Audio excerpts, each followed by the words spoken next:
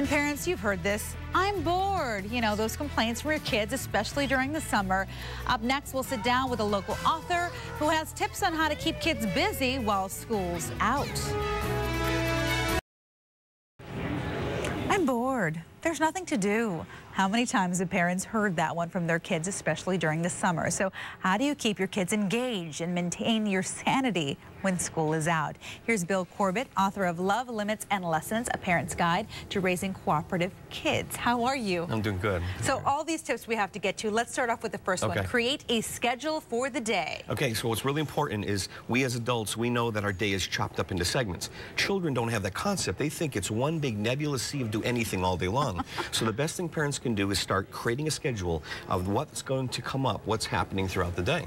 And you're talking about entertainment electronics, you know, iPods, iPads, all that. You're saying only one of the items on the schedule, right? Yeah, because you want to minimize that entertainment electronics, the computer and the video games. That creates addiction. It also increases anxiety in children. So that should be minimized. You know what? An hour or two a day, and that's it.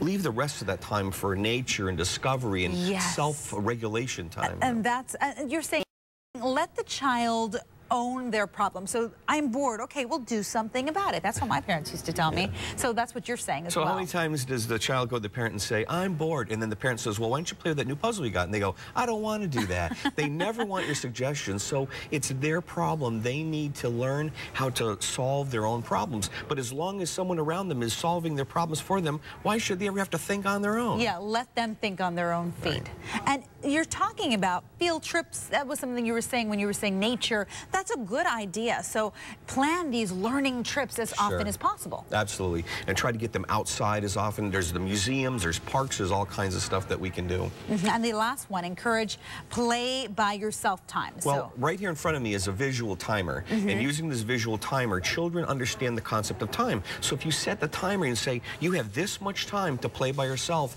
then mom gets to use that time with what she needs to do in the kitchen or whatever. And the self-regulation must occur by helping them visually see how much time I have left for this segment. I like it because you know what? You turn it into a game for them as well. Yes. Okay, you've got this much time, so then they're even more engaged. Right. So, I mean, all in all, these tips work. You work with parents. Absolutely, all the time. And okay, and again, just your book, you have volume 2 of your book that is out and it has these tips, right? Yes, absolutely. It's designed as a reference. You go and you find a particular situation, like how do you get your kids to solve their own problems, and it tells you what to do. All right, Bill Corbett, thank you so much for all your time and your expertise. These are great tips. Thanks. Great, thank you very much. Well, coming up, a Norwich parish seeks divine intervention to save their crumbling church.